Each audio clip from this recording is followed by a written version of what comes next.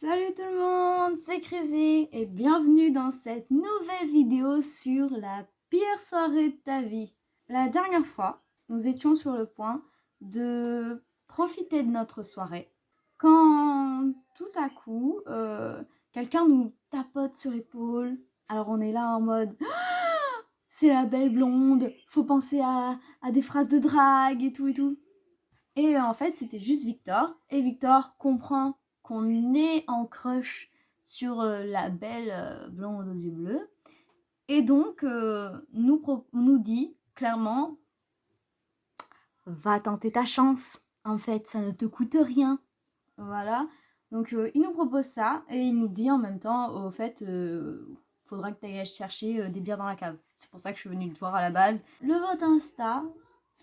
Je suis très contente car vous êtes allés dans mon sens. J'aime beaucoup quand vous allez dans mon sens. Vous avez décidé que nous allions enfin aborder la jeune fille aux yeux bleus et non pas se donner du courage en allant à la cave. Et au fait, je sais pas si vous voyez, pas celui-là parce que ça c'est un cadeau de mon tonton et de sa femme. Mais les bijoux que j'ai, ça vient... Je vous montrerai des photos, ce sera plus simple. Ça vient de... l'atelier des créas, comme d'habitude. Il y en a un, c'est un cadeau d'une amie.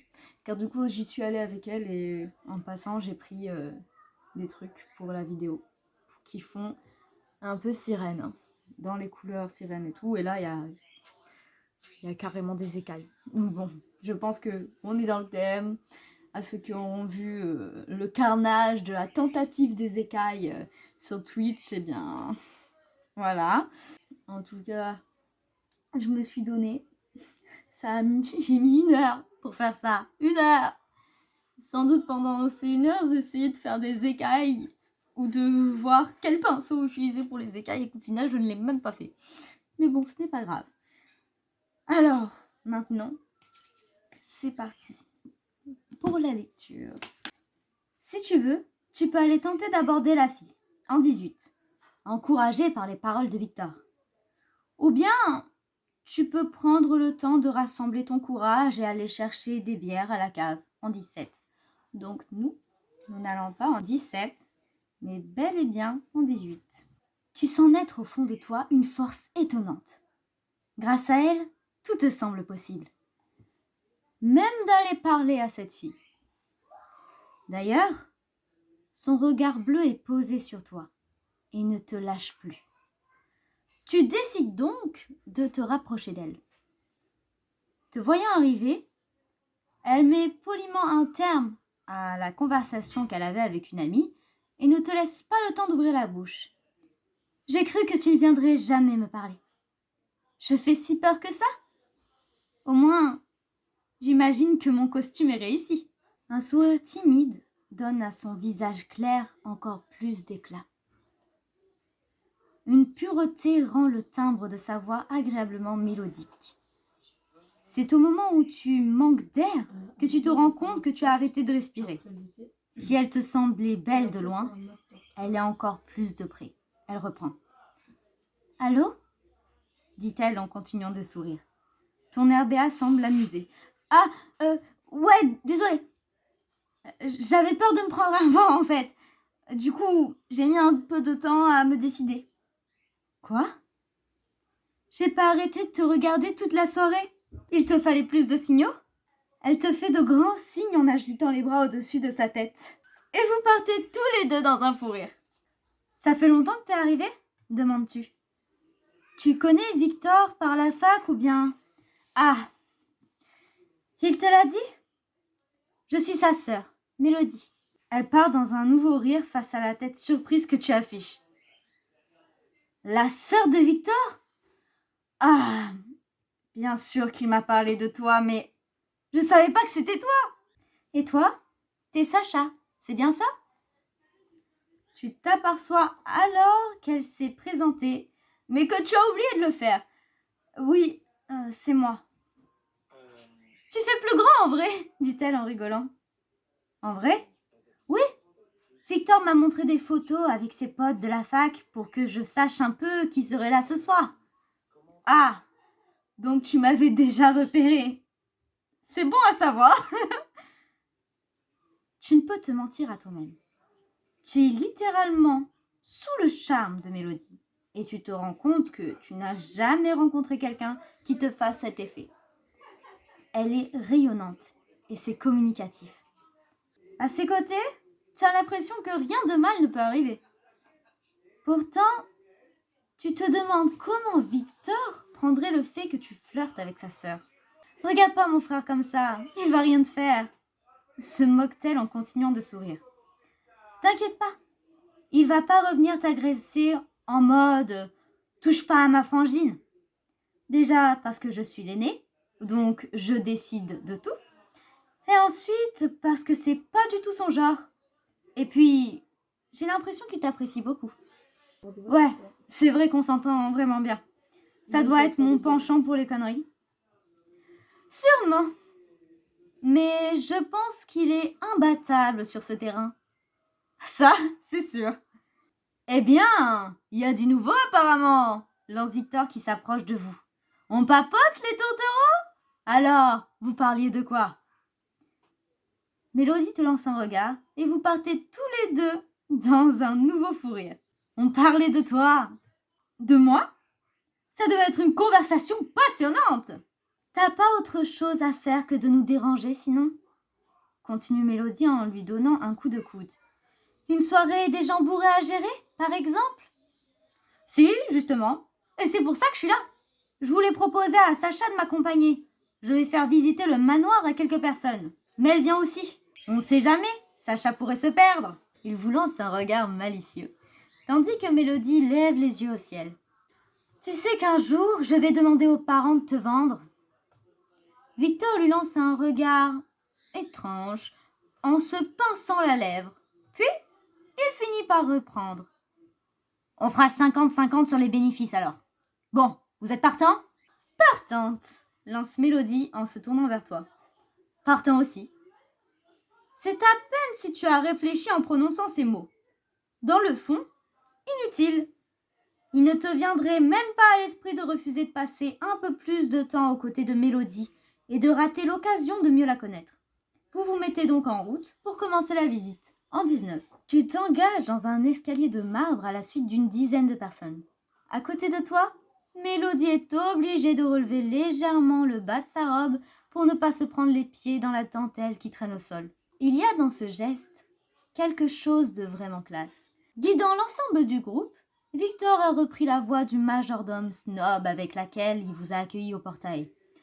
Comme je l'ai expliqué à certains dans le salon, le manoir existe depuis plus d'1 siècle. De nombreuses familles ont vécu après le drame du baron. Pas mal de rénovations ont permis de faire en sorte que la demeure reste un petit bijou d'architecture. Bon, après, comme toutes les vieilles maisons, ça ne l'empêche pas de sentir les pieds de vieux de temps à autre. Mélodie retient un rire. Vous progressez dans le couloir principal qui dessert plusieurs pièces, dont la plupart sont fermées. Au premier étage, il y a les chambres. La mienne, celle de mes parents, de ma sœur, mais aussi les chambres d'amis. Je veux pas me la péter, mais il y a plus de 10 chambres dans le manoir. Du coup, Martin, pour répondre très en retard à la question que tu me posais par SMS, oui, il y aura de la place pour dormir. Bah super, j'ai pas pris ma brosse à dents du coup. Soupire Martin. Et encore, on peut même faire dormir des gens au rez-de-chaussée, ajoute Mélodie. Quand mes parents ont acheté le manoir, ils ont tenu à garder une espèce de côté authentique. Du coup, les chambres paraissent vieillottes, voire vraiment flippantes. Je suis persuadée qu'un jour, quelqu'un viendra tourner une série d'horreur ici. Avec ma sœur, on a beau avoir insisté pour moderniser un peu le tout, ils ont rien lâché. On a juste eu le droit de personnaliser nos chambres, et encore, on a cru qu'on avait renié la famille. Franchement, les gars, avoir des parents historiens, c'est encore plus chiant qu'on ne le pense. Quelques invités jettent des regards intrigués à l'intérieur des chambres ouvertes. Pendant ce temps, Victor continue de donner des informations sur le manoir. Il tente même une nouvelle fois de terroriser le groupe en détaillant le parcours supposé du baron au cours de la nuit, où il a perdu la tête et tuer tout le monde. Joignant le geste à la parole, il se met à tituber légèrement, ce qui ne manque pas d'en faire rire certains. Mélodie te tire alors le bras. Je crois que cette histoire de visite, c'est juste un prétexte pour les faire encore plus flipper. J'espère que tu n'y crois pas. Si tu veux, je peux te montrer ma chambre. On pourra parler sans tout le monde autour. T'inquiète pas, elle n'est pas aussi horrible que Victor l'a dit. Vous vous éclipsez rapidement. Mélodie te conduit jusqu'à une porte au milieu du couloir. Elle attrape délicatement une petite clé en fer dans son corsage pour l'ouvrir. J'ai préféré la fermer. On a beau avoir plein de chambres. J'avais pas du tout envie de tomber nez à nez avec un couple occupé dans mon lit en allant me coucher. T'imagines l'horreur? Elle ouvre la porte, allume la lumière qui grésille légèrement et t'invite à entrer. Voilà ma chambre. D'un pas hésitant, tu pénètres à l'intérieur de la pièce. Un vieux papier peint fleuri habille les 4 murs. Sous la fenêtre, à la menuiserie en bois magnifique, se trouve un lit recouvert de drap blanc et d'un plaid en laine. La pièce est assez sombre, mais tu aperçois ici et là tout ce qui fait l'univers d'une jeune femme. Un coin pour se maquiller, recouvert de pinceaux et de palettes, de toutes les couleurs. Un sac à dos turquoise, duquel dépassent quelques feuilles de cours, un ordinateur, des livres. Tout est plutôt bien rangé. Tu déposes ta sacoche sur une chaise et finis ton observation de la pièce. On peut définitivement dire que ton frère aime tout exagérer. Finis-tu par lâcher. C'est super mignon ici. Mélodie ne répond pas. Tu te demandes si mignon sonne comme un compliment pour la chambre d'une fille. Tu sais qu'elle se tient dans ton dos, mais tu ne la vois pas. Doucement, tu sens qu'elle effleure du bout des doigts ta main qui pend le long de ton cou. Un frisson part de ton poignet et remonte jusqu'au haut de ta nuque. Tu te retournes vers Mélodie et le contact de ses doigts se resserre. Tu fixes le bleu de ses yeux où se reflète le luminaire de la pièce. Vos lèvres se touchent en un long baiser, t'envahissant d'une montagne d'émotions. Le temps se suspend. Le manoir, la soirée, tes amis, plus rien n'existe. Au bout de quelques secondes, votre étreinte se relâche aussi doucement qu'elle a commencé. Mélodie s'écarte de toi, un sourire aux lèvres. Elle file se poser devant son miroir et en profite pour se recoiffer. Sur ton petit nuage, tu scrutes un peu plus sa chambre. Et quelque chose t'intrigue. T'aimes pas qu'on te prenne en photo ? Demandes-tu en souriant. Pourquoi tu me demandes ça ? Parce qu'il n'y a que des photos de tes copines. Moi qui espérais découvrir des dossiers, genre toi à 7 ans ou avec une frange ratée. Je suis déçue, plaisantes-tu. Elle te sonde des yeux pendant une seconde avant de te répondre. Je déteste qu'on me prenne en photo. Sérieux ? Pourquoi ? J'ai toujours une tête affreuse dessus. Du coup, je ne les affiche pas. Mais arrête, je suis sûre que t'es toujours très belle dessus. Elle te sourit. Bon, si t'es sage, je te montrerai quelques dossiers plus tard. Ah, top, j'ai hâte de voir ça. Si tu veux, on peut rejoindre la visite, dit-elle. J'ai envie que tu vois le grenier. C'est ma pièce préférée. Il n'y a pas un bruit et c'est gigantesque. En plus, on voit l'ossature du bois de la toiture.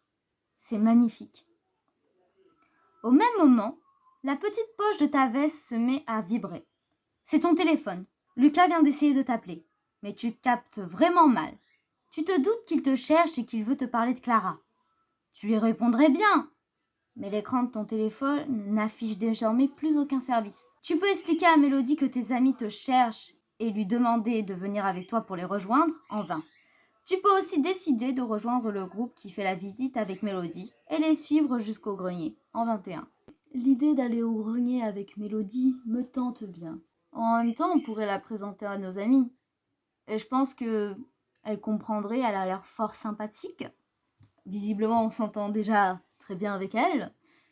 Donc moi, personnellement, ce que je préférerais faire, c'est lui expliquer la situation et aller avec elle voir nos amis. Enfin, lui demander. J'espère qu'elle acceptera. Peut-être qu'il s'est passé un truc grave, on sait jamais. Et Lucas, c'est mon préféré. Encore si c'était Clara, j'aurais préféré clairement, je m'en fous de Clara. Allez, vite, au grenier. J'espère que tout va bien se passer si on va au grenier, qu'on va pas mourir, on sait jamais. C'est vrai que pour l'instant, on voit pas encore l'horreur. Je suis contente. J'avais dit, je veux la pécho, je veux la pécho. Ça y est, c'est fait. C'est trop bien. Maintenant, on se met avec et voilà. Bon, fin de l'histoire, pas besoin de plus. Moi j'attendais juste ce moment. 9 vidéos pour l'avoir ce moment, mais on l'a eu. Et moi j'en suis très contente, je suis ravie. Franchement, elle est beautiful, donc je suis contente. Franchement, c'est trop bien. On va voir quand même ce que nous veut Lucas. J'espère qu'il n'y a rien de grave, que Clara n'a pas eu d'accident ou autre. Sur ce, sachez que nous sommes nés pour être réels, non pour être parfaits. C'était Crazy. Je vais vous laisser avec notre belle et mélodieuse comptine pour enfants. Au creux de la nuit, retentit le cri. 1, 2, 3, tu n'as plus de voix. Le silence tombe au milieu des ombres. 4, 5, 6, grâce à la bâtisse, la famille est morte, ferme bien ta porte. Et 7, voilà vent naquette, le baron sans tête.